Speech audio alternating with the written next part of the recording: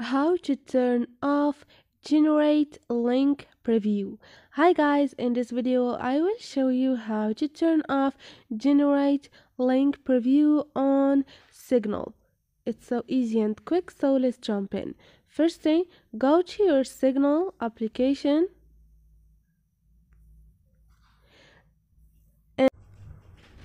and now click on those 3 points and click on setting.